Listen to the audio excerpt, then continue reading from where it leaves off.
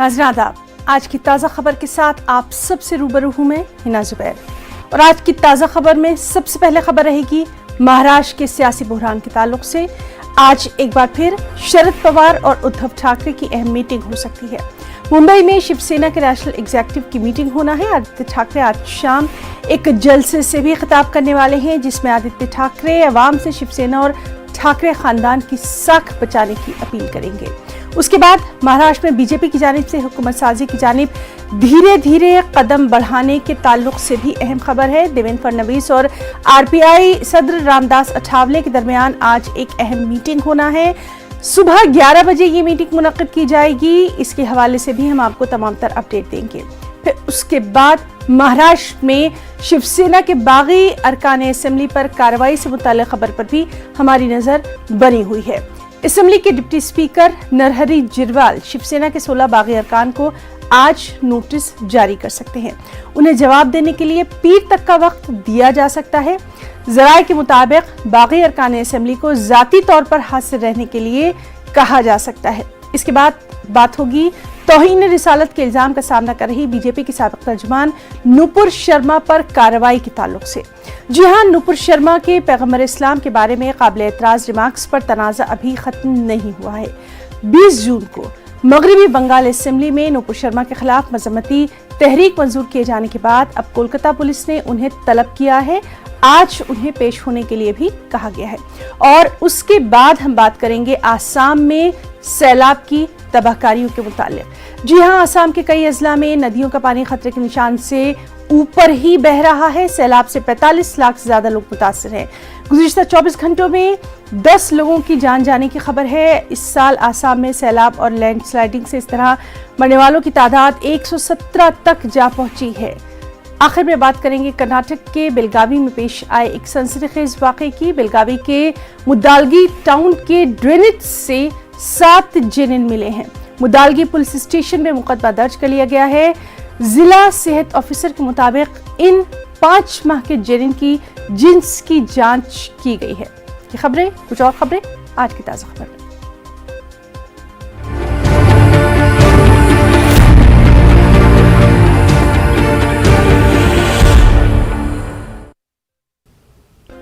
सबसे अहम खबर महाराष्ट्र के सियासी बहरान से। सियासी बहरान के दरमियान कानून साज असेंबली के डिप्टी स्पीकर नरहरी जिरवाल शिवसेना के 16 बागी अरकान को नोटिस जारी कर सकते हैं, जिन्हें शिवसेना ने नाअहल करार देने की कोशिश की अपील की है। जराये के मुताबिक शिवसेना के बागी अरकान असेंबली को आज नोटिस जारी किए जाएंगे। उन्हें जवाब देने के लिए पीर तक का वक्त दिया जाएगा। जराये के मुताबिक बागी अरकान असेंबली को जाती तौर पर हाजिर रहने के लिए कहा जा सकता है। कल महाराष्ट्र के एडवोकेट जनरल आशुतोष कुंभकोनी को कानूनी राय लेने के लिए असेंबली सेक्रेटेरिएट तलब किया गया था। शिवसेना के रुकने पार्लियामेंट अरविंद सावंत के मुताबिक बागियों के लिए वापसी के दरवाजे अब बंद हो चुके हैं। दूसरी तरफ कई मुकामात पर बागी अरकान असेंबली के खिलाफ शिव सैनिकों की नाराजगी भी खुलकर सामने आ रही है। नाराज शिव सैनिक बागियों के मकानों और उनके दफ्तरों को निशाना बना रहे हैं। वही शिवसेना के बागी लीडर एकनाथ शिंदे के गढ़ थाने में हालात को पुरअमन बनाए रखने के लिए थाने कलेक्टर के जरिए 30 जून तक इम्तनाई अहकामात नाफिज कर दिए गए हैं। यहाँ लाठियों, असलहा, पोस्टर जलाने, पुतला जलाने या किसी भी किस्म का असलहा ले जाने पर सख्ती से पाबंदी आयद कर दी गई है। शहर में किसी तरह का कोई गाने बजाने, नारेबाजी करने या इस तरह के किसी भी शोरगुल की इजाजत नहीं होगी। शिवसेना लीडर एकनाथ शिंदे की बगावत से महाराष्ट्र की सियासत गरमाई हुई है। सियासी बहरान के दरमियान जुमे के रोज मीटिंगों का दौर रहा और आज भी मीटिंग का ये दौर जारी रहने वाला है।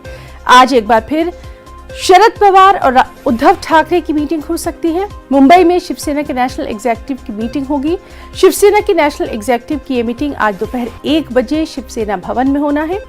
और सबसे अहम कि आदित्य ठाकरे ने जुमे को महाराष्ट्र में शिवसेना के जिला सदूर अरकान असेंबली और दीगर लीडरों से मुलाकातें की थी और शिवसेना को मुत्तहिद करने की मशक भी आदित्य ठाकरे की जानिब से शुरू कर दी गई थी।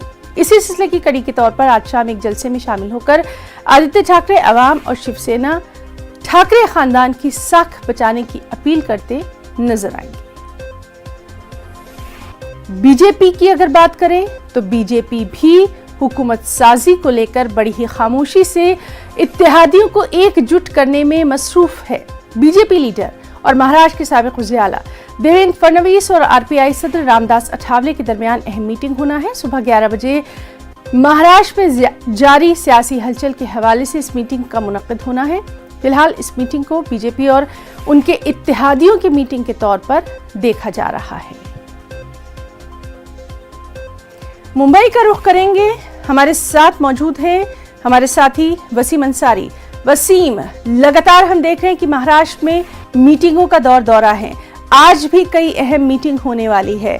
आपसे आज दिन भर क्या कुछ रहने वाला है, इस वक्त उसकी तफसीलात चाहेंगे। देखिए, आज का दिन काफ़ी खास होने वाला है क्योंकि अब तक ये जो सियासती उलट पलट चल रही है इसे लेकर 5वां दिन है। इस 5वें दिन में भी देखा जा रहा है कि किसी भी तरीके से ये साफ नहीं हो पाया है कि सत्ता किसकी आएगी या फिर महाराष्ट्र सरकार अपनी सत्ता बचा लेंगे शिवसेना। इस तरह की जो तस्वीरें अब तक साफ नहीं हो पाई, लेकिन प्रेशर कहीं ना कहीं यहाँ पर पूरी तरीके से देने का काम यहाँ पर शुरू हो चुका है। जिस तरह से देखा जा रहा है कई तरीके से जो शिवसेना के नेतागण हैं उन्होंने एक पॉलिसी तैयार की है और जिससे के तहत दबाव की जो एक प्रक्रिया है वो शुरू हो गई है विधायकों पे। जिस तरह से एक दिन पहले हमने देखा कि शरद पवार ने बाकायदा उद्धव ठाकरे से लगभग 1-1.25 घंटे के करीब बैठक की। इन्होंने कई मुद्दों पे चर्चा की, इसके बाद कई तरीके से गाइड भी किया है। अब उसी के लेकर शिवसेना अब एक्शन मोड में नज़र आ रही है। इसकी वजह है कि अब बागी विधायकों को लेकर जिस तरह से प्रेशर बनाया जा रहा है, उनकी जो सदस्यता है उसको लेकर खतरा नज़र आने लगा है। इस तरह के कानूनी दावपेच भी शुरू हो चुके हैं। अगर मंडे तक उन्होंने अपना जवाब नहीं दिया तो उनकी सदस्यता को भी लेकर खतरा हो सकता है। ऐसे में उनके पास महज सिर्फ 2 पर्याय है, या वो अपनी पार्टी बनाए जो अब इस वक्त पॉसिबल नज़र नहीं आ रहा, या फिर किसी पार्टी में शामिल हो जाए। उनके पास 2 पार्टी है। एक तो पहला वो बीजेपी में डायरेक्ट शामिल हो सकते हैं। अगर वो बीजेपी में शामिल होते हैं तो जिस तरह से उनके विधायकों ने बयानबाजी शुरू की थी कि वो असली शिवसैनिक है, शिवसेना बाला साहब ठाकरे के सिद्धांतों पर चलने वाली, उनके विचारों पर चलने वाली है, तो कहीं ना कहीं ये जो बयानबाजी है वो ख़त्म हो जाएगी अगर वो बीजेपी में शामिल होते हैं। या फिर उनके पास दूसरा ऑप्शन ये है कि किसी भी तरीके से वो प्रहार, जो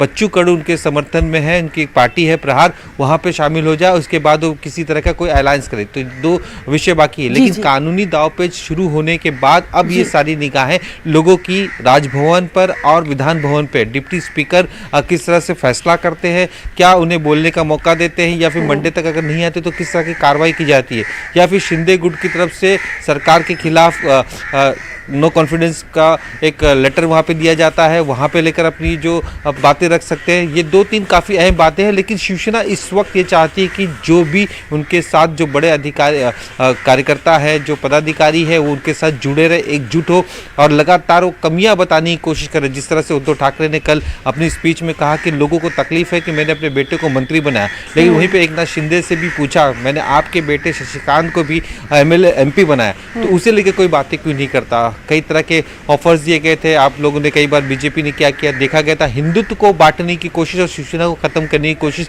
बीजेपी की तरफ से की जा रही, इस तरह के आरोप भी लगाए थे। लेकिन कहीं ना कहीं एक इमोशनल कार्ड भी चल रहा है। साथ ही जिस तरह से हमारे सूत्र बता रहे हैं कि पुलिस की तरफ से काफ़ी अलर्ट जारी कर दिया है ताकि किसी भी तरीके से महाराष्ट्र में कोई भी दंगे या फिर किसी तरह की कोई गड़बड़ी ना हो, उसका भी ख्याल रखने के लिए पुलिस को अलर्ट किया गया। जी वसीम, ये तो रही पूरी तफसीलात। आज महाराष्ट्र में मुंबई में क्या कुछ होने वाला है आपसे हम ये भी जानना चाहेंगे, क्योंकि कल जिस तरह की खबरें आई थी कि एकनाथ शिंदे जो हैं वो अपने होटल से निकले हैं, मुंबई आने के लिए निकले हैं, और फिर आपने ही ये खबर ब्रेक की थी कि वो वापस भी अपने होटल पे चले गए हैं। उनके ताल्लुक से क्या कुछ खबर है, कोई जानकारी हमारे जराए या सूत्र दे पा रहे हैं? देखिए, जिस तरह से अब एक खबरें आ रही हैं कि एकनाथ शिंदे आज फिर अपने जो विधायक हैं जो उनके समर्थन में गए उनके साथ बैठक करेंगे, और साथ ही जिस तरह से उन्होंने समर्थन की बात की थी और जिस तरह से एक वीडियो उनके सामने आया था, उन्होंने कहा था एक नेशनल पार्टी जो उनको समर्थन करने वाली है उनके आला नेताओं के साथ भी चर्चा करेंगे। देवेंद्र फडणवीस मुंबई में मौजूद है। कल देर रात उन्होंने बैठकों का सिलसिला उनके घर शुरू था, लेकिन अचानक कुछ देर के लिए वो अपने घर से निकलते हैं और कहीं ना कहीं एक ये जो मुलाकातों का सिलसिला है अब वो शुरू हो चुका है, प्रेशर टैक्टिक्स शुरू हो चुकी है। आज भी उनके जो नेता है देवेंद्र फडणवीस के बंगले सागर पर पहुंचेंगे और उनसे डिस्कशन करेंगे कि आगे की रणनीति किस तरह से तय करना है, क्योंकि अगर सरकार बनने का वक्त आएगा तो उनको अपने विधायकों को एकजुट करना है। तो वही प्रेशर जी, तो बहरहाल आज का दिन भी महाराष्ट्र की सियासत के लिए काफी अहम रहने वाला है। मुंबई में सियासी हलचल, गुवाहाटी में सियासी हलचल, दोनों पर हमारी खास नजर बनी हुई है। बहुत बहुत शुक्रिया आपका तमाम तर तफसीलात के लिए। खबर मध्य प्रदेश से। मध्य प्रदेश में पंचायत इंतखाब के लिए आज पहले मरहले के लिए वोट डाले जा रहे हैं। पहले मरहले के लिए 115 जिला पंचायत के 8,702 ग्राम पंचायतों में वोट डाले जा रहे हैं। कल 3 मरहलों में वोट डाले जाएंगे। पहले मरहले के लिए 26,900 पोलिंग बूथ बनाए गए हैं। वहीं 3,989 पोलिंग बूथ को हसास करार दिया गया है। हसास पोलिंग बूथ पर इजाफी सिक्योरिटी फोर्स को तैनात कर दिया गया है। पहले मरहले की पोलिंग के लिए 1 लाख से ज्यादा मुलाजमीन को तैनात किया गया है। सिक्योरिटी इंतजाम के लिए 52,000 पुलिस एहलकारों को तैनात किया गया है। सीधे रुख करेंगे भोपाल का। हमारे साथ मौजूद हैं हमारे साथी मेहताब आलम। मेहताब, ये वो पंचायती इंतखाबात हैं जिनके लिए कानूनी लड़ाई तक लड़ी गई, काफी अहम इनको समझा जा रहा है, आपसे तफसीलात चाहेंगे। यकीनन है ना, 2 साल की ताखीर से पंचायत इंतखाबात हो रहे हैं, क्योंकि यहाँ पर जो परिसमन जिसे हल्काबंदी कही जाती है उसको लेकर जो है अपोजिशन और इक़्तिदार के बीच में जंग हुई और फिर इस मामला जो हाईकोर्ट से फिर सुप्रीम कोर्ट पहुंचा और सुप्रीम कोर्ट की हिदायत के बाद इस इंतखाबात को करवाया जा रहा है। उस तरह से कहा जाए कि मध्य प्रदेश में ये जमहूरियत के जश्न का दिन है और जश्न का दिन इसलिए भी है कि 1,49,23,135 वोटर्स अपने रायदही का इस्तेमाल करते हुए आज 341 जिला पंचायत सदस्य, 253 जनपद पंचायत सदस्य, 8,662 सरपंच और 1,35,914 पंचों के लिए वोटिंग जारी है। और इसके लिए जो है इंतजाम इलेक्शन कमीशन के जरिए किए गए हैं। 1,20,000 मतदान कर्मियों को तैनात किया गया है ताकि पुरअमन माहौल में इंतखाबात हो जाए। और सुबह से ही जो है लोगों में एक जोश देखने को मिल रहा है कि लोग अपनी पसंद के अपने नुमाइंदे को चुनना चाहते हैं, है ना। जी मेहताब, तो बहुत बहुत शुक्रिया फिलहाल के लिए अदा करना चाहेंगे। इस बेहद अहम खबर से मुताल्लिक तफसीलात आपसे लेते रहेंगे। बुरहानपुर में पंचायती इंतखाबात के पहले मरहले के लिए वोट डाले जा रहे हैं। यहाँ का जायजा लिया हमारे नुमाइंदे ने। लोकतंत्र के महापौर त्रिस्तरीय पंचायत की शुरुआत हो गई है। बुरहानपुर जिले में हम इस वक्त मोहम्मदपुरा ग्राम पंचायत में मौजूद है, जहां सुबह से ही लोगों के वोट डालने की कतार लगी हुई, चाहे महिला, चाहे बुजुर्ग या युवा, सभी लोगों में उत्साह देखा जा रहा है। हम आपको बता दें, बुरहानपुर जिले में पहले चरण में मतदान हो रहा है, जिसमें आज 2,11,477 मतदाता अपने 6 जिला पंचायत सदस्य, 25 जनपद सदस्य और 77 ग्राम पंचायतों के 1,381 पंचों के लिए वोट करेंगे। हम आपको बता दें, अभी पहले चरण में 355 मतदान केंद्र बनाए गए हैं, जिसमें 45 मतदान केंद्रों को क्रिटिकल श्रेणी में रखा गया है। और हम आपको बता दें कि मतदान का समय सुबह 7 से 3 बजे तक रहेगा। तो ये गांव की सरकार का चुनाव है। न्यूज़ 18 MP भी आपसे अपील करता है कि आप अधिक से अधिक वोट करें और अपने प्रतिनिधियों को चुनें। शारिक अख्तर, न्यूज़ 18 बुरहानपुर। और आसाम से खबर है, जहां सैलाब की तबाहकारियां जारी हैं। बराक वैली और नौगाम जिला सैलाब से सबसे ज़्यादा मुतासिर हैं। नौगाम में 5 लाख से ज़्यादा अफराद सैलाब से मुतासिर हैं। राहा इलाके में 155 गाँव के तकरीबन 1.5 लाख अफराद सैलाब से मुतासिर हैं। बराक वैली में भी सूरत हाल अबतर ही है। यहाँ बड़ा इलाका ज़ेर-ए-आब है। शिलोंग, हेलाकंडी और करीमगंज जिले में सैलाब ने शदीद नुकसान पहुंचाया है। कई इलाकों में पानी घरों की छतों को छू रहा है। इंतजामी और फिजाइये की इमदादी कार्रवाइयां जारी हैं। दूर उफ्तादा इलाकों में मुतासरीन के खाने पीने की अशिया के लिए भी दिक्कतें देखी जा रही हैं। सिर्फ शिलोंग में ही 2 लाख से ज्यादा अफराद मुतासर हैं। आसाम डिजास्टर मैनेजमेंट के मुताबिक रियासत भर में सैलाब से 40 लाख से ज्यादा अफराद मुतासर हैं। 1,000 से ज्यादा रिलीफ कैंपों में लाखों अफराद पनाह लेने पर मजबूर हैं। सैलाब और उससे जुड़े वाकयात में अब तक 115 से ज्यादा अफराद की हलाकत की खबर है। और चलिए नाजरीन, हम रुख करेंगे सीधे हमारे साथी विपुल बर्मन का। विपुल, हम आपसे जानना चाहेंगे आज वहां पर फ्लड की क्या कुछ सिचुएशन है, स्पेशली रिलीफ कैंपों के ताल्लुक से बताइए। देखिए, अभी आसाम में हम लोग का आउट ऑफ 34 डिस्ट्रिक्ट 30 डिस्ट्रिक्ट में फ्लड हो गया। और ये जो फ्लड है इसमें ज़्यादातर आपका नुकसान हुआ है आपका बोराक वैली में। जो लेटेस्ट जो इन्फॉर्मेशन है फ्लड के लिए, और इसमें आसाम का जो चीफ मिनिस्टर हेमंत बिश्व शर्मा वो एरियल व्यू किया था आपका बोराक वैली में। स्पेशली जो बोराक वैली का बात आपने बोल रहे हैं उसमें 3 डिस्ट्रिक्ट है। एक तो हो गया कासार, दूसरा हो गया हाइलाकांडी और तीसरा हो गया करीमगंज। तो उसमें आपका ऐसा हो गया कि हम लोग का जो आसाम से आपका बोराक वैली जाने के लिए, बोराक वैली भी आसाम का आपका 3 डिस्ट्रिक्ट ही है, लेकिन उधर में जाने के लिए आपका रोड दूसरा अल्टरनेटिव रोड नहीं है। हम लोग एक दूसरा स्टेट से जाना पड़ता है, वो मेघालय। तो मेघालय का रोड आपका जो लैंडस्लाइड के लिए कट ऑफ हो गया था। तो बोराक वैली में आपका कोई पेट्रोल का गाड़ी नहीं जा सकता है, कोई डीजल का गाड़ी नहीं जा सकता है, और पूरा बोराक वैली आपका फ्लड है। तो अभी ऐसा रिलीफ कैंप बनाए हैं एनडीआरएफ और एसडीआरएफ। वो लोग घर घर में जाके खाना दे रहे हैं, लेकिन हेलीकॉप्टर से भी खाना दे रहा था कल, लेकिन वो खाना पहुंचा नहीं था। पानी भी दिया था, और खाने पीने के लिए अभी पानी नहीं है। और लेकिन उसका बीच में आसाम में ऐसा हालत है कि आपका 30 डिस्ट्रिक्ट में अभी आपका रिलीफ नहीं मिल रहा है। आपका ज़बरदस्त फ्लड है, और फ्लड के लिए आपका नॉर्मल लाइफ ख़त्म हो गया। फिर उसका बीच में आपका महाराष्ट्र का पॉलिटिशियन लोग आके आपका गुवाहाटी में पॉलिटिक्स कर रहे हैं उसको लेके। लेकिन आसाम का जितना भी आम आदमी है वो लोग नाराज है। आसाम का आदमी लोग बोल रहा था कि आप लोग महाराष्ट्र का लेजिस्लेटिव असेंबली का पॉलिटिक्स महाराष्ट्र में कीजिए, लेकिन गुवाहाटी में क्यों कर रहे हैं। देखिए, अभी जो बोराक वैली का बात आपने बोल रहा था, उधर में हम लोग का कोई अभी रास्ता भी जाने के लिए नहीं है, और खाना भी नहीं पहुंचा है, रिलीफ भी नहीं पहुंचा है। चीफ मिनिस्टर भी गया था, मैंने बोला हेलीकॉप्टर में लेके एरियल व्यू भी किया था, लेकिन जैसे भी हेल्प करना चाहिए हेल्प नहीं किया। उधर में जो तृणमूल कांग्रेस का एमपी है सुष्मिता देव, उसने भी मांग किया है कि जल्दी का जल्दी रिलीफ कैंप में चाहिए है। यस जी विपुल, एक और आपसे इंफॉर्मेशन चाहेंगे, जो वेदर की सिचुएशन है उसके लिए क्या कुछ कहा गया है। वेदर देखिए, अभी जैसे 5 दिन का पहले तो इधर बहुत ज़बरदस्त बारिश दे रहा था, लेकिन अभी बारिश नहीं है, फिलहाल बारिश रुका है। लेकिन जो हम लोग का मेन इशू है नॉर्थ ईस्ट में, जो जितना भी आपका छोटा डैम है और बड़ा डैम है, वो डैम के लिए हम लोग का बहुत नुकसान हुआ है। अभी लोकतक का जो डैम था हाइड्रो प्रोजेक्ट का, वो डैम का पानी छोड़ने से, और मिजोरम का डैम है, मेघालय का भी डैम है, तो ये डैम से पानी छोड़ने का छोड़ दिया। इसीलिए आपका बोराक वैली में तीनों डिस्ट्रिक्ट, कासार डिस्ट्रिक्ट, आप हाइलाकांडी और करीमगंज 15 आपका असेंबली कॉन्स्टिट्यूएंसी है और 2 लोकसभा कॉन्स्टिट्यूएंसी है। इसमें आपका जबरदस्त आपका फ्लड हुआ है। आप ऐसा भी नहीं है कि एक घर में पानी नहीं है, सबका घर में। आपका बेहद शुक्रिया हम अदा करना चाहेंगे डिटेल इंफॉर्मेशन के लिए, और आगे भी वहां की सिचुएशन पर हमारी नजर बनी हुई है। विपुल, बहुत बहुत शुक्रिया आपका। रुकना चाहेंगे एक छोटे से वक्फे के लिए।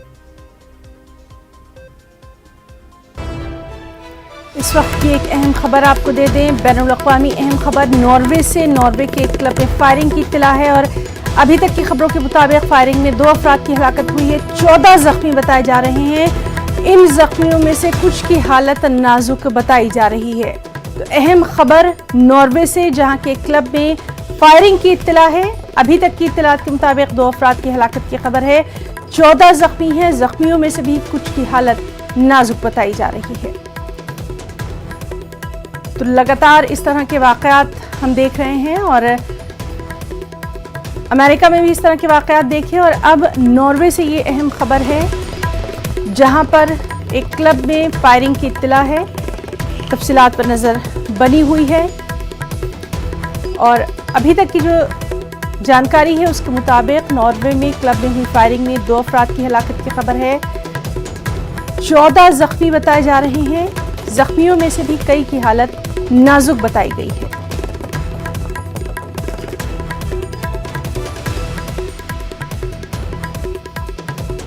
तो नॉर्वे के क्लब में फायरिंग की ये इत्तला है, 2 लोगों की हलाकत की खबर है, 14 जख्मी हैं। 14 में से भी कई की हालत नाजुक बताई जा रही है। लगातार इस खबर से मुतालिक तमाम तर तफसीलात पर नज़र बनी हुई है। वस्ती ओस्लो में ये वाक़या पेश आया है।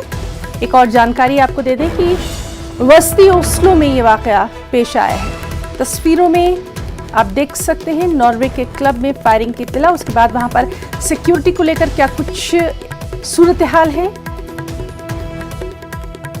किस तरह से वहां सिक्योरिटी को लेकर मुस्तैदी नजर आई, ये तमाम तर इत्तला।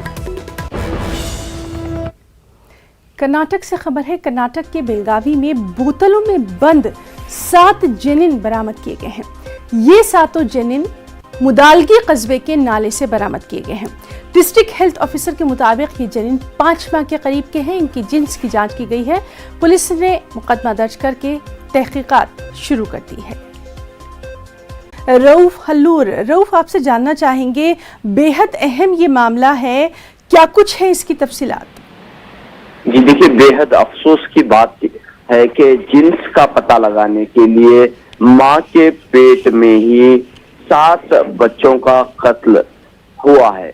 यहाँ पर हम देख रहे हैं कि डिब्बों के अंदर जनीन जो हैं, 7 जनीन जो हैं फेंके गए हैं। एक नाले में ये फेंके गए थे, फिर ये बाहर नाले के किनारे जब आए तो लोगों में एक सनसनी फैल गई।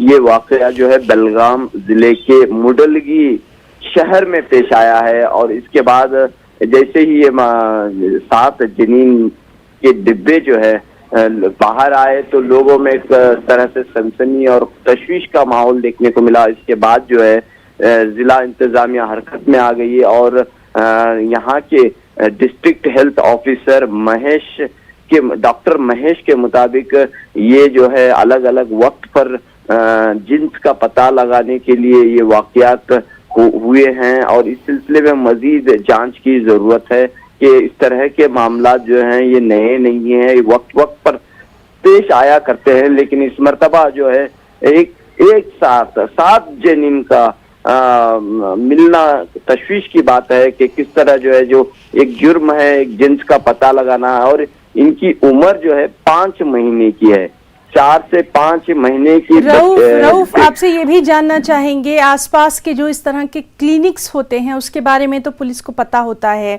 जो हेल्थ सेंटर होते हैं जहां पर इस तरह की जांच की जाती है उसके बारे में भी पता होता है, हर जगह सीसीटीवी लगे होने की बात की जाती है। अभी तक पुलिस की तफ्तीश में क्या कुछ निकलकर सामने आया है?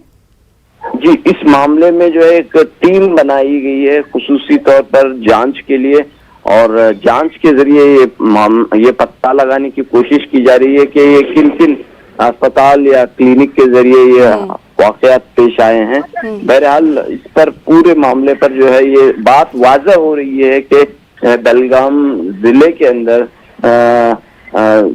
मादरे रहम में बच्चों को जी बिल्कुल रऊफ, तो इस बेहद अहम खबर से मुताल्लिक जो भी तफसीलात रहेगी हम अपने नाज़रीन को आपके जरिए पहुंचाएंगे। बहुत बहुत शुक्रिया आपका। एक और अहम खबर, आहनत रसूल मामले में कोलकाता पुलिस ने नुपुर शर्मा को आज तलब किया है। कोलकाता पुलिस के मुताबिक शहर में नुपुर शर्मा के खिलाफ 10 FIR दर्ज है, जबकि रियासत के दूसरे इलाकों में भी नुपुर शर्मा के खिलाफ मामले दर्ज है। जराये के मुताबिक नुपुर शर्मा ने हाजिर होने के लिए पुलिस से वक्त मांगा है।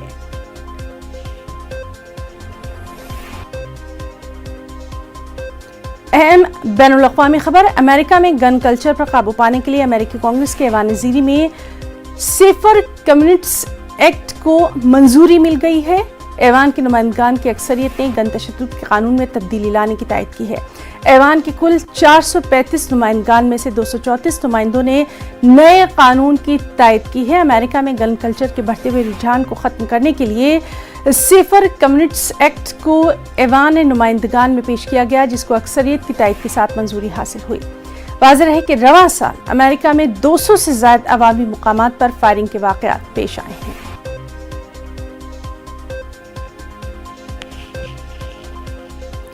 एक और अहम खबर, मुंबई हमलों का मास्टरमाइंड साजिद मीर पाकिस्तान में गिरफ्तार किया गया है। आपको बताएं कि साजिद मीर पाकिस्तानी हुकाम के कब्जे में है। 14 साल के बाद साजिद मीर की ये गिरफ्तारी हुई है। तो इस वक्त की बेहद अहम खबर, मुंबई हमलों का मास्टरमाइंड साजिद मीर पाकिस्तान में गिरफ्तार किया गया है। साजिद मीर पाकिस्तानी हुक्काम के कब्जे में है। 14 साल के बाद साजिद मीर की ये गिरफ्तारी हुई है। और एक और बड़ी खबर, कोरोना के ताल्लुक से मुल्क में कोरोना के एक्टिव मामले 91,000 से तजावुज कर गए हैं। पिछले 24 घंटों में अगर नजर डालें तो 15,940 नए कोरोना के मामलों की तस्दीक हुई है, 20 अमवात हुई हैं। पिछले 24 घंटों में 12,425 अफराद शिफायाब भी हुए हैं। तो अहम खबर, कोरोना पर भी लगातार हमारी नजर बनी हुई है। जिस तरह से पिछले कुछ दिनों में कोरोना के मामले बढ़ते दिखाई दे रहे हैं, तो अभी की आज की ये इत्तला है कि कोरोना के एक्टिव मामले 91,000 के पार हैं। 24 घंटों में 15,940 नए मामलों की तस्दीक हुई है, 20 अमवात हुई हैं, 12,425 अफराद शिफायाब हुए हैं।